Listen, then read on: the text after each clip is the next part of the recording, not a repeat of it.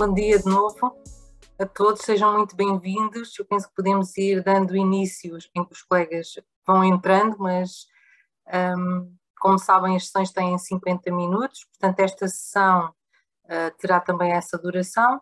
Eu vou fazer um pequeno enquadramento inicial sobre esta temática do português de língua não materna e depois temos connosco duas escolas, dois colegas que irão partilhar as suas práticas e depois temos reservado um tempo a seguir para podermos trocar ideias e comentar. Eu vou começar aqui por vos mostrar então os tópicos iniciais.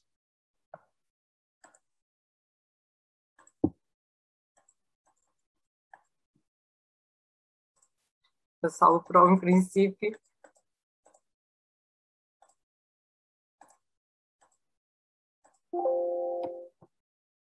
As indicações técnicas, penso que podemos passar à frente, porque entre a sessão de ontem, as sessões de ontem e a de hoje já estão a par delas, não é? Sabem que esta sessão vai ser gravada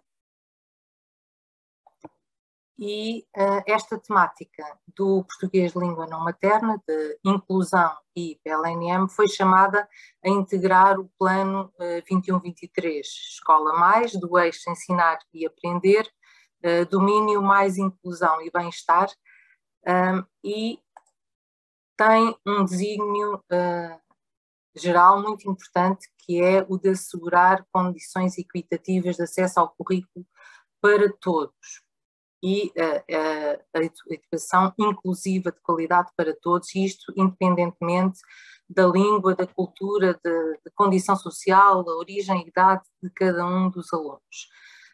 Destina-se a alunos recém-chegados ao sistema educativo, que não tenham português como língua materna, ou, e aqui esta distinção é um pouco uma novidade em relação ao enquadramento normativo anterior, ou alunos que não tenham tido o português como língua de escolarização. Por exemplo, alunos que foram para fora do nosso país em tenra idade, por vezes não foram sequer escolarizados no nosso sistema de ensino e, portanto, podem até saber comunicar oralmente com a família, mas depois não têm o sistema escrito, nunca aprenderam a escrever em português e aqui caberá à escola também fazer o diagnóstico e o perfil desenhar o perfil sociolinguístico do aluno e decidir se o aluno é um aluno de PLNM ou não.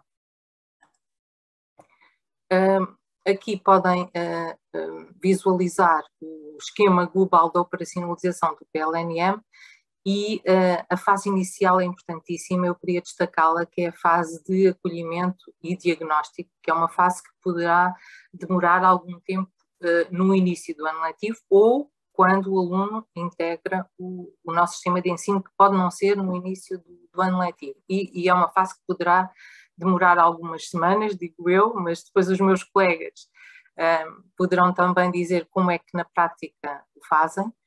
E esta fase inicial de acolhimento e diagnóstico permite depois efetuar um posicionamento dos alunos em nível de proficiência linguística. Portanto, pode ser um aluno de A1 A2, nível de iniciação, ou ser um nível intermédio, B1, se já for um nível avançado, B2, C1, já será um aluno que tem a disciplina de português e não a de PLNM, se bem que a escola possa, de facto, proporcionar apoio acrescido a estes alunos, mesmo no nível avançado, sabemos que muitas vezes isso será necessário.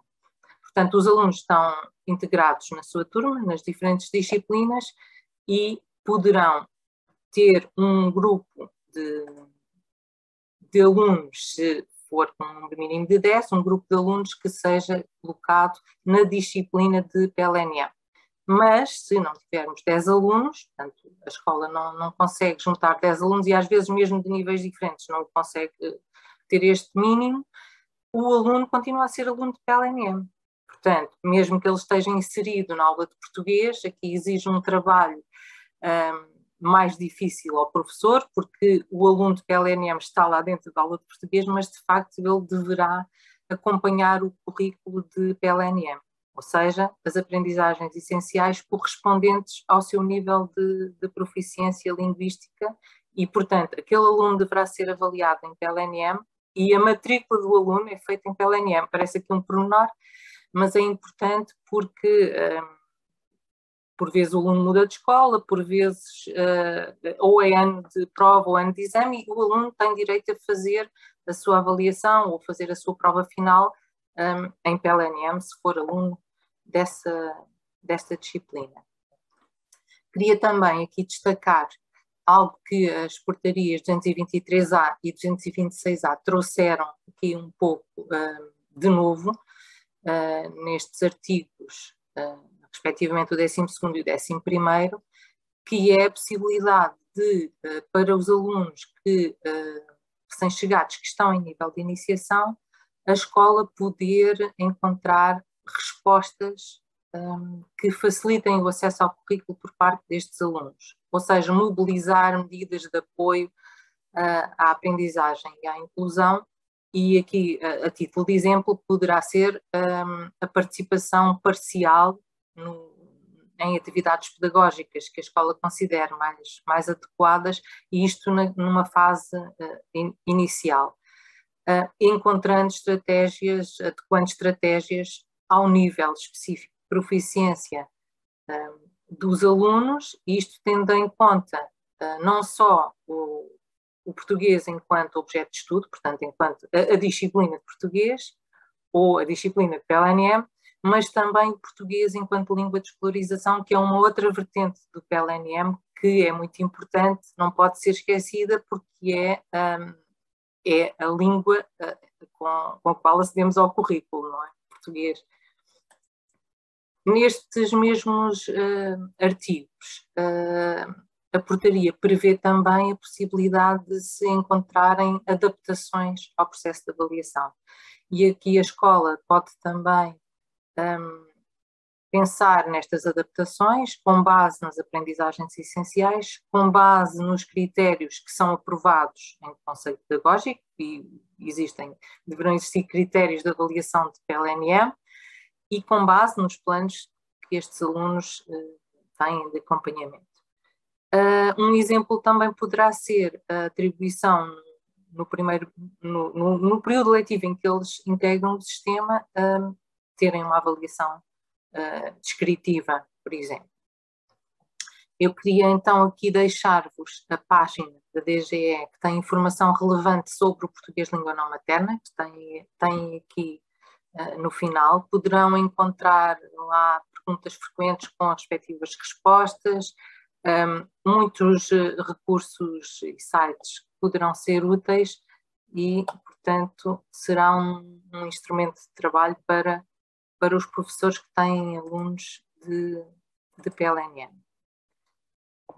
Eu vou já passar a palavra aos meus colegas. Tenho aqui comigo, connosco, a professora Teresa Oliveira, do agrupamento de escolas da Cidadela, e tenho o professor Joaquim Segura, do agrupamento de escolas Nuno Gonçalves. Agradeço muito terem aceitado o nosso convite.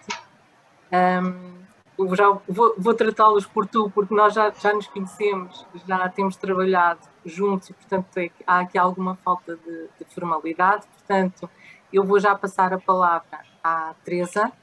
Obrigada, Teresa. Obrigada, Lina, e muito obrigada também pela presença de um grupo tão composto, e uso esta expressão porque, de facto, PLNM é cada vez mais um tema que nos interessa muito na escola e para o qual as escolas também têm de estar atentas.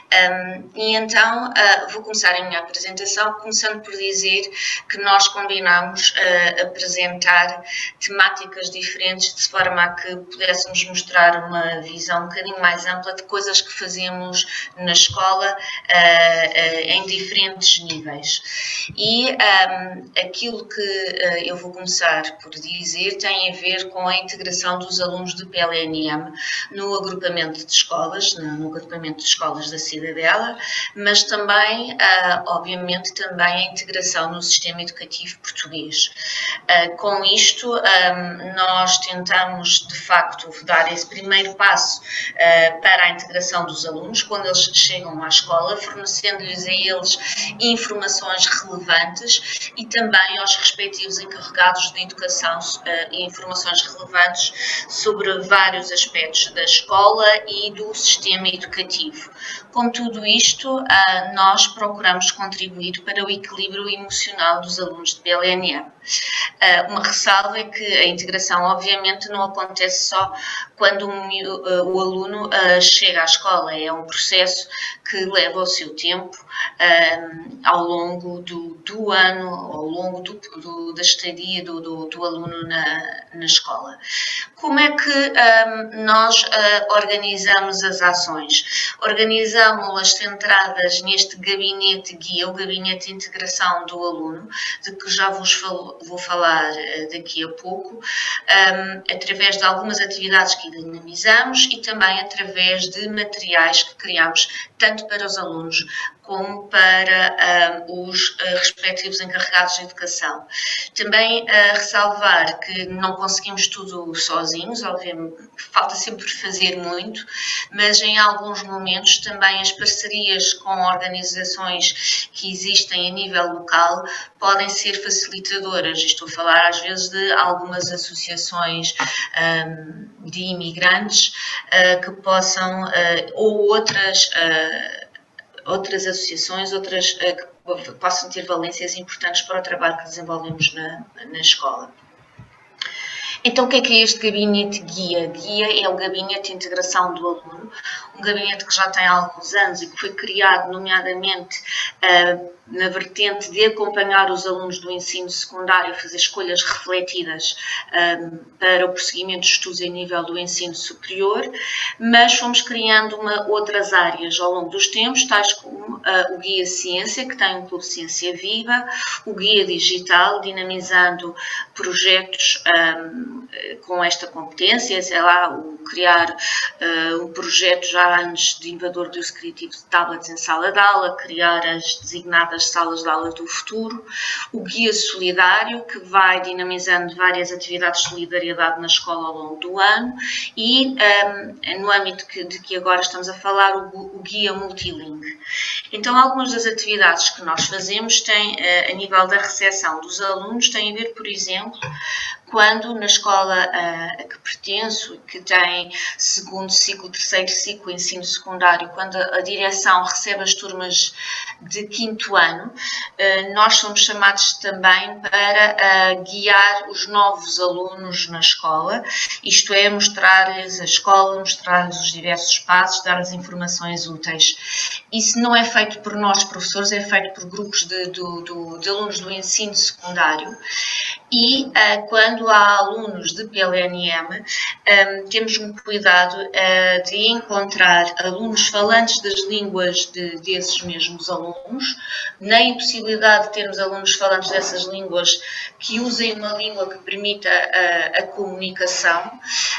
Às vezes, sendo línguas que temos menos falantes, já tivemos de recorrer a antigos alunos que gentilmente sempre aceitam os nossos convites para nos virem ajudar. E mostramos-lhes a escola, mostramos os vários passos, explicamos como é que funciona a distribuição pelos andares, os horários, ensinamos-los de alguma forma a começar a movimentarem-se na escola. Fornecemos também aos alunos de PLNM, nomeadamente àqueles de nível de iniciação ou que não têm quaisquer competências ainda em português, este kit de sobrevivência, chamámos-lhe assim, que é um documento que é uma simples folha A4 impressa dos dois lados e onde temos informações básicas que lhes permitem começar a comunicar de uma forma fácil em português e onde pedimos também para que eles vão completando na sua própria língua. Tentamos também ilustrar com imagens neste caso são autênticas dos diversos espaços da escola para que também seja mais facilitadora estes primeiros tempos na escola. Isto dentro do trabalho que desenvolvemos com os alunos. Ao longo do ano, tentamos sempre conhecê-los muito bem, mesmo aqueles que, por exemplo, não são os meus alunos, tentamos conhecê-los muito bem, tentamos incentivá-los a virem procurar ajuda sempre que têm problemas, apoiando-os constantemente. Aos encarregados de educação, não só para os alunos de PLNM, mas para alunos provenientes de outros países, mesmo famílias portuguesas que viveram fora durante bastante tempo e que, regressando a Portugal, têm dúvidas como é que se está a organizar a escola de momento ou como é que é a nossa escola em termos da oferta que tem. Alunos encarregados de educação brasileiros que também, agora está a época do ano em que, como sabem, o ano letivo no Brasil é diferente, portanto começamos a receber questões dos encarregados de educação perguntando como é que é o nosso sistema de ensino, portanto damos todo este acompanhamento também às famílias. Criámos também um documento que explica como é que é o nosso sistema educativo, como é que é o nosso agrupamento, os estabelecimentos de ensino que o constituem, a oferta, os horários, portanto, tudo para que haja o máximo de informação que de momento seja possível dar, orientando alunos e familiares. Uma outra linha de trabalho que desenvolvemos tem a ver com a própria organização do PLNM na escola, operacionalizando ambas as portarias a que já aqui fizemos referência. E então o que é que fizemos? Ao longo dos tempos fomos definindo um conjunto de diretivas que facilitam a organização do PLNM. Por exemplo, a constituição dos grupos turma. Normalmente, e quando são alunos novos que ingressam no agrupamento durante o período das férias escolares, nós não temos qualquer informação sobre o aluno, não sabemos qual é o seu nível de proficiência, então nem sempre sabemos, já temos sempre mais de 10 alunos, portanto sabemos sempre que pelo menos uma turma vamos ter, este ano temos 3, mas agrupamos-los juntando os diversos níveis de proficiência. Depois, em cada um desses grupos, o trabalho como é que é feito também vai ser explicado um bocadinho por algumas informações consideradas pelo Joaquim, mas também uma das coisas que é uma mais-valia para o professor são, de facto, quando temos turmas de níveis mistos, é a mentoria, por assim dizer, que os alunos mais proficientes vão fazer em relação aos alunos que estão no nível de iniciação. E eles ensinam, mas eles também aprendem. Bem, mas então, a nível das orientações para a distribuição de serviço, PLNM há de ter cuidado de atribuir o PLNM a professores que já tenham experiência, que gostem e que, quando acontece ser atribuído a um horário que não vai ser ocupado por um professor da escola, pode vir um professor que nunca assegurou o ensino de PLNM e vai ser um constrangimento porque vai ter muita dificuldade em assegurar, por exemplo, esta diversidade de línguas, de níveis, tudo aquilo que é típico de uma aula de PLNM.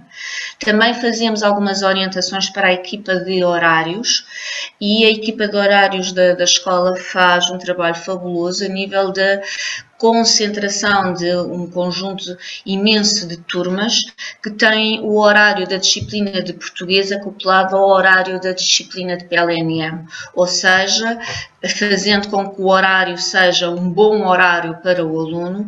O PLNM não está nas pontas, mas está sempre em junção com português. Quando o aluno de PLNM sai para ter PLNM, a turma dos portugueses está a ter português. Depois, outro trabalho que também fazemos tem a ver com a dinamização de algumas sessões com os colegas, nomeadamente com os colegas das outras disciplinas que têm estes alunos de PLNM e que vão precisar de algum apoio da nossa parte sobre como trabalhar com eles. E vou terminar o compartilhamento e passar então agora a palavra ao Joaquim. Muito obrigada, Teresa. De seguida, então, Joaquim.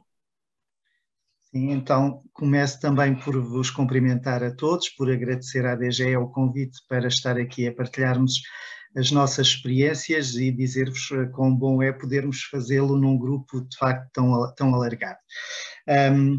Como a Teresa Oliveira dizia agora mesmo, há uma série de questões que nos preocupam e, efetivamente, uma delas tem mais que ver com o trabalho dos professores e o modo como nos podemos apoiar uns aos outros a apoiar os alunos de português língua não materna.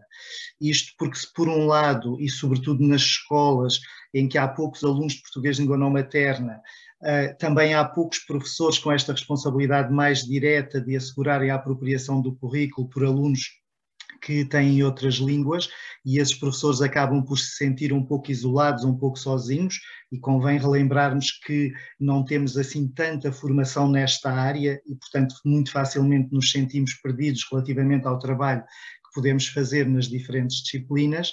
Há também, por outro lado, que pensar as questões da própria apropriação do currículo e como é que podemos ajudar um aluno que não domina o português a apropriar-se de um currículo que tem como referência o mesmo currículo para todos os alunos que frequentam o sistema educativo português. E aquilo que nós temos procurado fazer no agrupamento é, efetivamente, esta responsabilização de todas as estruturas pedagógicas e dos vários professores dos grupos disciplinares, independentemente de terem ou não alunos de português de língua não materna, por pensarem as questões da aprendizagem do português de língua não materna neste contexto que funciona em imersão. Dou-vos só alguns exemplos daquilo que podem até parecer estratégias pouco ambiciosas, mas que têm correspondido a avanços na nossa prática e no modo como vamos apoiando os alunos de português de língua não materna.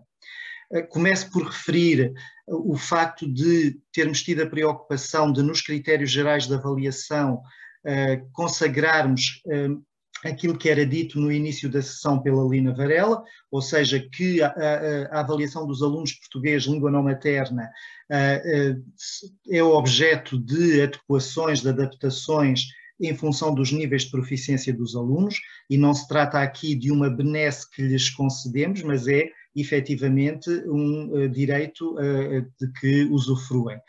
E muitas vezes esta questão acaba por ser polémica, sobretudo no ensino secundário, em que facilmente nos defendemos com a ideia de que o exame é igual para todos, naturalmente estou a falar das outras disciplinas que não o português de língua não materna, e que, portanto, também a avaliação ao longo do ano tem de ser feita da mesma forma. Sabemos bem que os alunos podem chegar ao mesmo, vou repetir aqui, desculpem-me esta repetição, um mesmo ponto de chegada por caminhos que são diferentes e, portanto, esta ideia de consagrarmos nos critérios gerais de avaliação esta possibilidade e esta necessidade tem sido muito importante, sobretudo quando trabalhamos com muitos colegas que anualmente vão chegando ao agrupamento e que, apesar de tudo, acabam por se sentir confrontados com uma realidade em que temos muitos alunos de português de língua não materna em várias turmas do agrupamento.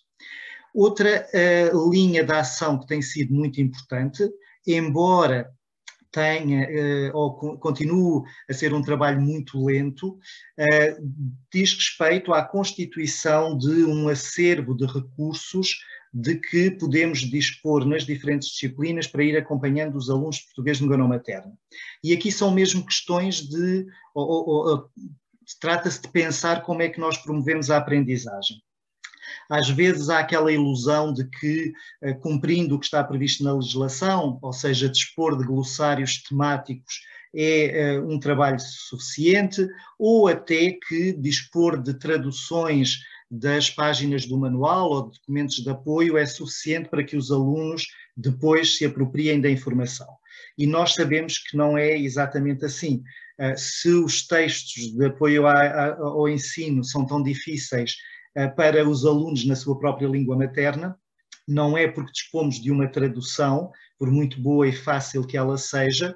Hoje temos aplicações informáticas em que pegamos no telemóvel, tiramos uma fotografia a um documento e podemos rapidamente aceder a esse documento em todas as línguas que quisermos. Não é isso por si só que nos garante a apropriação daquilo que nós consideramos informação relevante. Eu estou aqui a falar muito de informação, estou talvez a acentuar a questão dos conteúdos mais declarativos, mas o que será até um pouco empobrecedor, mas nós sabemos que acaba por ser essa uma preocupação que domina o nosso trabalho e que acaba por constituir um obstáculo em muitas situações, porque nós dizemos que os alunos efetivamente têm dificuldade em se apropriar dessa informação. E eu volto a repetir, sobretudo quando passamos para o secundário, estas questões colocam-se de uma forma ainda mais premente. E mostro-vos alguns exemplos. Aquilo que nós temos procurado fazer, e como vos dizia, tem sido um trabalho relativamente lento, porque efetivamente não se trata de uma linha de ação que nós estejamos muito habituados a trabalhar, é ir construindo, em parceria com os professores das diferentes disciplinas e o professor de português língua não materna, um conjunto de materiais que possam ir ficando disponíveis ao longo dos anos para todos os docentes. E eu até costumo dizer que se este trabalho fosse mais intensivo e até feito em muitos contextos, em Portugal podíamos já dispor de um conjunto de recursos que facilitavam a vida a todos os professores que trabalham com alunos de português língua não materna. Escolhi um exemplo assim muito circunscrito, eventualmente até demasiado pobre, mas que corresponde a uma tentativa de trabalhar um determinado tópico de conteúdo do programa de História, de forma a que os alunos se possam apropriar da informação mais importante. Nós às vezes dizemos até, bem, se os alunos se apropriassem daquela informação que consta dos esquemas das páginas finais dos manuais, já era muito bom. Mas nós sabemos que esse é o ponto de chegada, não pode ser o ponto de partida. Ninguém aprende a partir de um esquema do manual. E, portanto, aquilo que se trata é de dar uma certa consistência, uma certa densidade, se quisermos, uma certa contextualização à informação para que ela faça sentido. E o exemplo que aqui vê é através do recurso a frases com uma estrutura simples, com tempos verbais que não sejam particularmente complexos e muito distantes daqueles que existem nas línguas da maior parte dos nossos alunos, e até com algum trabalho do ponto de vista do português, de sinonímia, de explicitação de conceitos, possamos garantir aos alunos o acesso à informação de relevante que eu falava. Nesta coluna do lado direito, apresento-vos um outro exemplo, que não é, infelizmente, tão frequente como nós gostaríamos, mas que tem o objetivo de também vos dizer que é possível, porque às vezes esta ideia de termos como objetivo a perfeição depois acaba por nos cair num certo imobilismo. Portanto, são exemplos de possibilidades de trabalho, umas que acontecem mais frequentemente, outras menos frequentemente. Neste caso, trata-se de um trabalho em parceria entre a professora de Fisicoquímica e o professor de Português de Língua Não Materna, que em conjunto e de forma alternada na aula de um e do outro vão tentando que os alunos se apropriem de um conceito fundamental de Fisicoquímica. E neste caso os alunos começam por trabalhar a partir de um conjunto de documentos a informação em Fisicoquímica. Na aula de Português de Língua Não Materna tentam pôr em discurso aquilo que aprenderam, aquilo que até que viram em vídeos. Eu não sou professor de Fisicoquímica e, portanto, aquilo que asseguro, digamos, é um discurso que seja organizado e correto do ponto de vista gramatical, e esse texto depois volta à aula de Fisicoquímica para ser validado cientificamente e reformulado de maneira a corresponder àquilo que se pretende em termos de apropriação de um conceito fundamental. Este é um outro exemplo de um trabalho que é interessante e que nos ajuda a todos a pensar como é que os alunos se vão apropriando de um currículo tão exigente como aquele com que têm de lidar.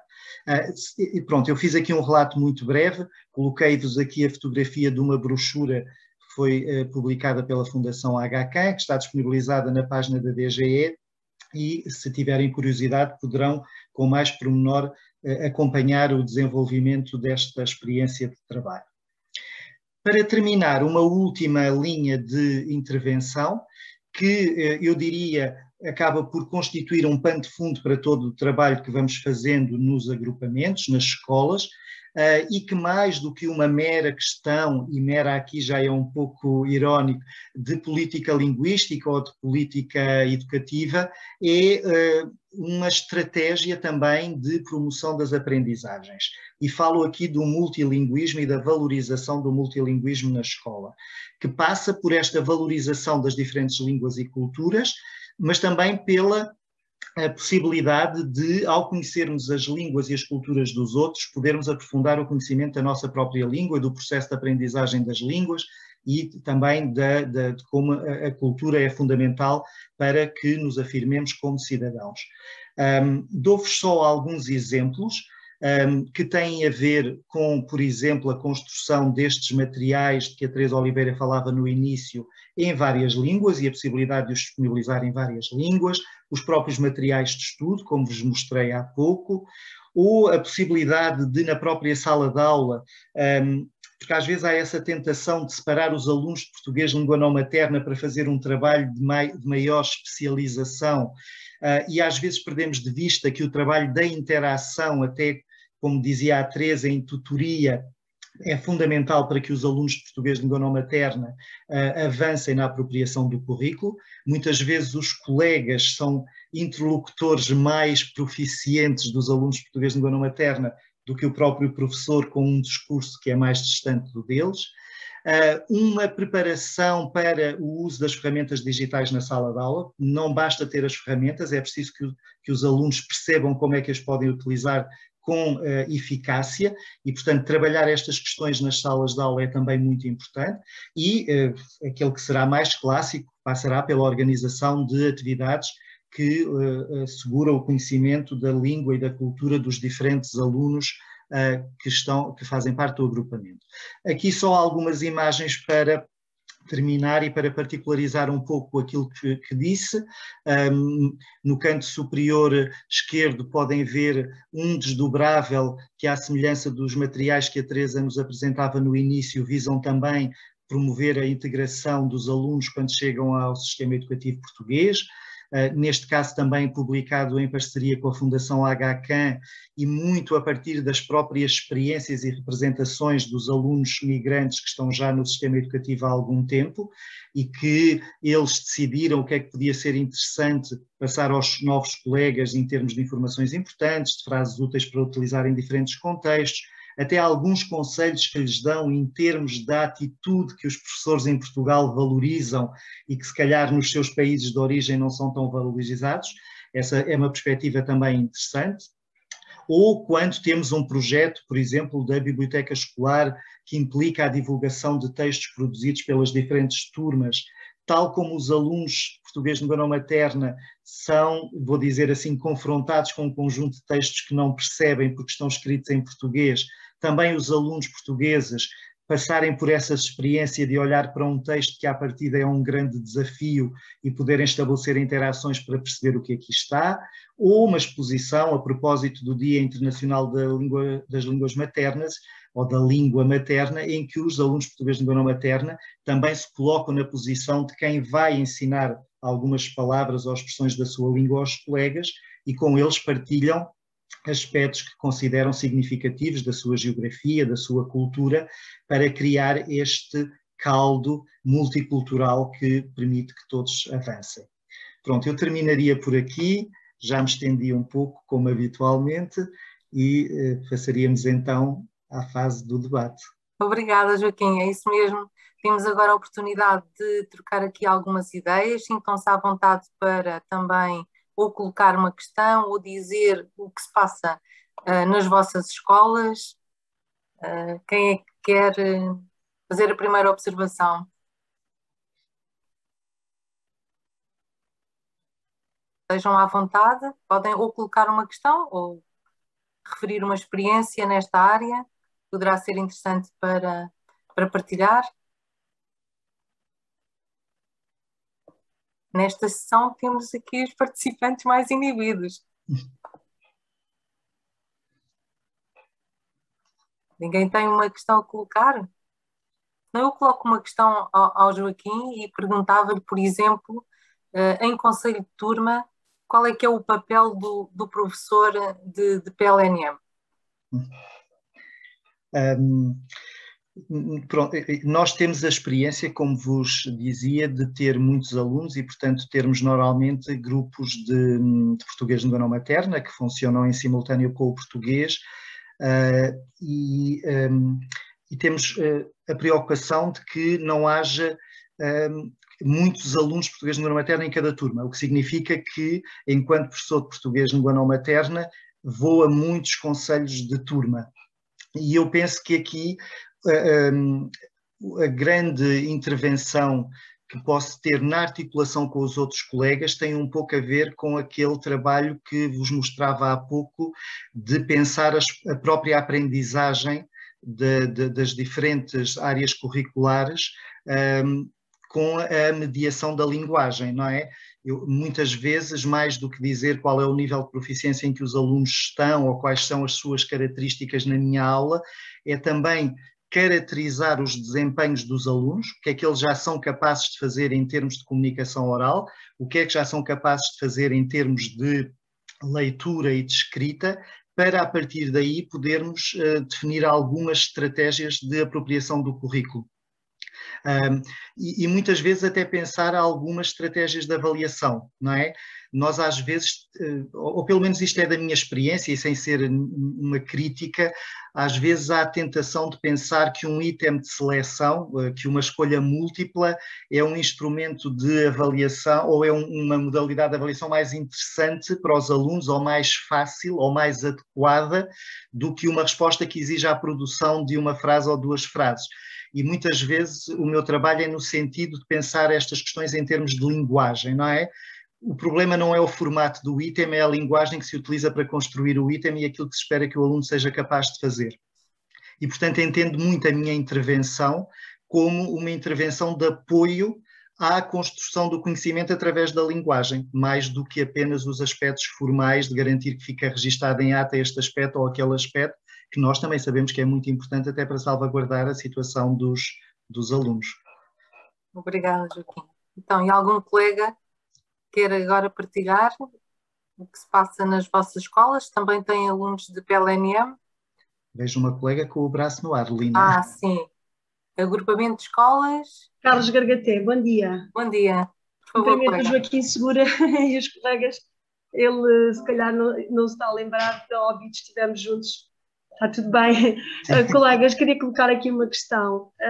Relativamente à minha escola, Português Língua Não Materna, o que é que acontece? Nós temos um grupo muito residual de alunos de Português Língua Não Materna, têm vindo a surgir, especialmente no ano anterior, alunos de Itália e de França. O que é que acontece? Como eu não tenho um número de 10 para constituir o que está legislado, a questão que aqui se coloca é: eu estou a fazer, os meninos estão a assistir na mesma ao português, não é? À disciplina de português, e é o professor da turma que está a desenvolver o português língua não materna. Contudo, estamos a procurar reforçar um bloco de 100 minutos com um professor especificamente para trabalhar só com estes alunos. Eu queria só colocar a questão se é assim que está a ser feito nas outras escolas ou se eu tenho outra forma de poder fazer isto, porque aqui na escola realmente é muito residual. Nunca tivemos um número suficiente para construir uma turma ou para constituir uma turma com português língua não materna, tal como noutras escolas que eu ouvi aqui, que até fazem horário comum para que os alunos estejam na aula de português com o português língua não materna no grupo, não é? Portanto, queria pedir a vossa ajuda neste sentido. Obrigada. Alguém quer comentar dos colegas? Ou a Teresa? Queres comentar, Teresa Oliveira? Sim, falando um bocadinho daquilo que foi a nossa experiência há uns anos, quando não tínhamos tantos alunos, já foi há muitos anos. Era assim, nessa altura ainda a PLNM não era uma disciplina, era apoio que era dado. Eu acho que sim, que é isso que se pode fazer quando não há número suficiente, portanto é um professor que é simultaneamente professor de português e de PLNM. Obviamente que é mais difícil estar a assegurar as duas disciplinas em simultâneo. Eu tenho essa experiência, apesar de termos grupos de alunos, também tenho às vezes alunos PLNM na minha aula com os alunos portugueses. Quando existe às vezes a hipótese de ter um professor que dá apoio, como disse, nos 100 minutos, eu acho que isso facilita muito também o trabalho do professor de português. A única coisa que eu às vezes acho que tem que se ter em conta, eu creio que aquilo que nós fazemos em relação a estes alunos é sempre com boas intenções, mas temos de também pensar do outro lado do aluno. Às vezes temos uma certa tendência em atribuir muitos apoios para que o aluno seja apoiado nas suas fragilidades, nomeadamente por causa da língua, e o aluno acaba por ficar com uma carga horária pesadíssima. Portanto, às vezes, se houver disponibilidade, por exemplo, dessa colega que está em apoio, dar o apoio durante o tempo em que o aluno estaria a ter português, é benéfico para ambas as partes. Obrigada, sim. Fizemos isso numa das disciplinas, numa das turmas, correu muito bem, conseguimos fazer exatamente isso, para que o aluno não tivesse um horário escolar muito mais preenchido, mas já tem as dificuldades e conseguimos fazer isso numa das turmas. Na outra vai ter que ser 2 tempos de 50 minutos, mas também vamos consegui-lo. Não conseguimos é fazer o bloco junto. Muito obrigada pelo esclarecimento. Não sei se poderia também só aqui fazer ainda uma intervenção a este propósito, que me parece importante. Sim, Joaquim. Concordo inteiramente com o que a Teresa disse. Efetivamente, nós temos muitas vezes a preocupação de que os alunos, no caso do português, não tenham apenas aqueles tempos que estão previstos na matriz curricular, que possa haver algum reforço, mas com este cuidado não lhes alargar a carga letiva de tal forma que a certa altura já predomina o cansaço e às vezes já é difícil que aprendam, não é? Mas eu até faria quase esta pequena provocação e não me levem a mal. Quando o agrupamento tem muitos alunos nesta situação, será mais difícil encontrar a resposta porque os recursos humanos não são infinitos, não é? Quando são poucos, da minha experiência, e nós, como a Teresa dizia também, não acontece muitas vezes os alunos não estarem integrados, no caso do português de língua materna, em turma de português de língua não materna, mas até nas outras disciplinas, se os alunos não forem em número muito elevado, é possível mobilizar alguns apoios para a apropriação do currículo por parte destes alunos.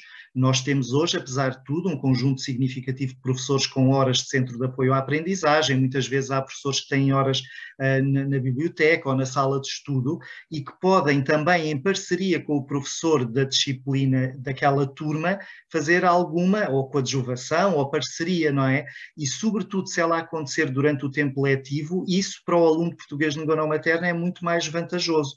Depois as dinâmicas de trabalho dependem muito, dependem do próprio perfil do aluno, até das nossas situações, dos nossos contextos, da relação com os colegas, se essa parceria acontece no espaço da sala de aula sempre, se às vezes é na sala de aula e outras vezes há algum reforço fora, mas mobilizar alguns recursos que nós neste momento temos na escola para apoiar os alunos, sobretudo se o número não for muito grande, porque senão aí a engenharia do ponto de vista dos horários é possível, mas é mais difícil. Eu penso que tem de acontecer, porque quer dizer, o pior que nos pode acontecer é termos recursos subaproveitados e os alunos com necessidade de apoio. É claro que aqui o grande problema, muitas vezes, e já me vou calar, é a sensibilidade para as questões da aprendizagem dos alunos de português de língua não materna, não é? Porque a estratégia muitas vezes não pode ser a mesma, tem de haver alguma reflexão sobre como é que vamos ajudar os alunos a aprender. Mas isso também só vai acontecendo se deitarmos mãos à obra e começarmos a trabalhar, não é? Uns com os outros. Se não avançarmos, de facto também não melhoramos essas intervenções. Obrigada, Joaquim. E algum dos colegas quer colocar mais alguma questão? Bom dia. Bom dia. Eu gostava de introduzir aqui uma questão da qual ainda não foi referida, que é a relação entre as dificuldades destes alunos e o Decreto-Lei 54. E nós no nosso grupo, desculpem, eu não me identifiquei, eu sou do agrupamento de Terras de Lares no Seixal, temos uma grande tradição ao nível da educação especial e, portanto, uma linha de ação já muito antiga relativamente à inclusão, e temos olhado para o Decreto-Lei 54 como uma área possível de criação de respostas para estes alunos, porque neste momento nós temos os meninos de português língua não materna incluídos dentro das preocupações da EMAI, e a EMAI procura encontrar respostas, medidas para estes alunos, e muito caso a caso, porque nós temos que distinguir entre os alunos que vêm, por exemplo, a questão dos alfabetos, não é? Os que têm o nosso alfabeto e os que têm outros alfabetos, por exemplo. São situações completamente diferentes e portanto, que precisam de respostas diferentes. E eu sou muito crítica desta legislação e da questão dos 10 alunos para formar uma turma. Porque quando eu tenho um aluno que não entende rigorosamente nada, ele não está a fazer absolutamente nada na aula de português, enquanto ele não adquirir o básico, não é? O básico. E portanto, eu acho que está na altura, e já há vários anos, eu não posso falar de inclusão de alunos de português de língua não materna se eu não pensar no currículo todo deles e se eu não pensar que não chega a aula de português. E muito menos que não seja uma aula de português como a aula de português dos meninos falantes de língua materna, não é? Porque não é. Portanto, eu acho que esta legislação está muito desadequada e eu esperava que, e aliás o Sr. Secretário de Estado na reunião de junho deu assim um lamiré sobre isto, mas não vimos nada ainda, e que essa situação fosse modificada. Concretamente, no nosso agrupamento, a nossa opção tem sido colocar os alunos todos na mesma turma em cada ano, precisamente para fazer essa sensibilização aos professores do Conselho de Turma, que não se trata apenas de uma questão de português, mas de uma questão para todo o currículo. Não é? E temos tido também o cuidado, mesmo de escolher os professores que vão lecionar essas turmas. Não apenas o professor de língua não materna, mas os professores, porque tem que haver uma sensibilidade diferente relativamente a estes meninos e relativamente ao sucesso escolar destes meninos. E pronto, era esta a chega, não é propriamente uma questão, é mais um desafio, ou uma lembrança, porque relativamente ao 54 há já muitas soluções que podem ser utilizadas e nem sempre se pensa o 54, o Decreto da Inclusão, como aplicável a estes alunos. Era só esta a chega, obrigada. Obrigada, colega. De facto, agradeço muito ter feito essa referência. O Decreto-Lei 54 é uma ferramenta essencial também aqui. No meu enquadramento inicial, ainda que muito rapidamente, eu fiz referência às possibilidades que a Portaria 223 e 226 abrem, exatamente fazendo essa ligação ao Decreto-Lei 54, quando se diz que se pode, que existem instrumentos para a inclusão, para a aprendizagem, que as escolas poderão equacionar. É já fazendo de facto essa ligação, e as equipas EMAI têm aqui um papel crucial e fundamental. De facto, existe para os alunos de nível de iniciação essa possibilidade que está expressa nas portarias de encontrar essas estratégias mais adequadas, por exemplo, como eu referi, a possibilidade de no início, uma integração parcial nas atividades pedagógicas e progressivamente se ir inserindo nas diversas componentes do currículo. Essa, de facto, é uma possibilidade que os normativos agora permitem. A questão de um outro enquadramento legal está a ser equacionada e a questão é muito importante, também todos concordamos. Nós estamos a trabalhar nessa matéria, na linha do que já se faz para os alunos MENA, os menores estrangeiros não acompanhados ou alunos refugiados, não é? Em que já existe também efetivamente essa possibilidade de uma integração progressiva no currículo, que é essencial. O Joaquim tem aqui também uma experiência interessante nesta área, porque é um agrupamento que recebe alunos refugiados, não é? Eu não me queria alongar porque eu sei que estamos já no final da sessão e depois tenho que entrar na seguinte, Mas queria dizer-vos que nós estamos disponíveis também para criar aqui redes de escolas de interação. Temos disponível o nosso e-mail das jornadas, que poderão utilizar. Eu estava a referir aqui a experiência do Joaquim, porque ele, de facto, a escola recebe alunos que têm, como a colega referiu, são alunos de línguas maternas muito afastadas do nosso sistema. A escola até pensou, criou num módulo de alfabetização, não é, Joaquim? Sim. Para esses alunos, e é feito, portanto, um acompanhamento muito específico. E, portanto, estejam à vontade para nos contactar, para criar estes laços, esta interação entre escolas, que eu acho que é fundamental, em particular nesta área. Agradeço muito os contributos. Não sei se alguém quer deixar alguma reflexão final, ou alguma mensagem final. Eu não resisto só a fazer ainda uma intervenção. Eu revejo-me em muitas das coisas que a Margarida Garcia, peço desculpa de tratá-la assim com este nível de informalidade, mas acho que é a forma mais interessante, disse. De facto, são preocupações comuns que temos. Há uma questão à qual eu sou muito sensível, que é a ideia, e eu sei que não foi isso que a Margarida quis dizer, mas há muitos contextos em que até colegas das disciplinas que não o português defendem muito a ideia de primeiro os alunos aprendem português e depois aprendem o currículo. E esta nossa política de imersão, não é, tem um outro objetivo que também nós podemos pensar e que também tem impactos muito positivos, que é o de que os alunos também aprendem português quando estão a aprender as outras áreas curriculares. O que eu quero dizer com isto é, percebo inteiramente o que foi dito, mas temos de ter algum cuidado para que não possamos cair naquela tentação de dizer eu primeiro quero que ele já fale bem português e depois então aprenda a minha disciplina, porque isso atrasa também imenso os percursos escolares, não é? E até do ponto de vista das aprendizagens é menos, ou pode ser menos interessante. Portanto, é aqui uma posição de equilíbrio que é muito importante também.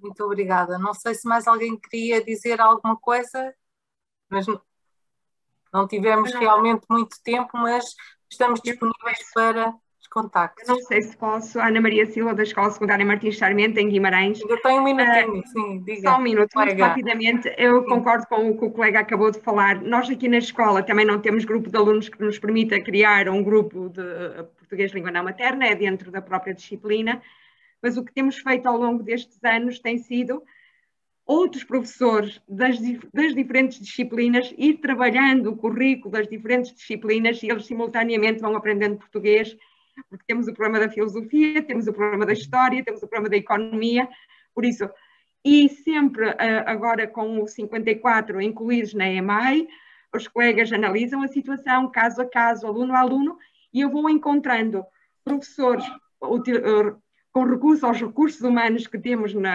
com o recurso ao 79 e outras reduções que vão existindo, em que eles vão trabalhando, o aluno está a 45 minutos, nós funcionamos em 90 minutos, está a 45 minutos na sala e sai 45 minutos para um outro espaço onde vai trabalhar com um professor daquela disciplina, mas para trabalhar ao nível do aluno para o ajudar a progredir.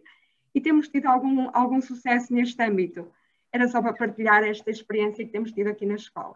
Obrigada, colega. Lina, deixa-me só sublinhar este aspecto que acho absolutamente determinante. Os professores das outras disciplinas têm de estar envolvidos no processo, porque quando às vezes se ouve aquele comentário o professor de português é que tem de ajudar, é uma falsa questão. O professor de português não vai conseguir ajudar a progredir nas aprendizagens da físico-química ou da economia ou da filosofia.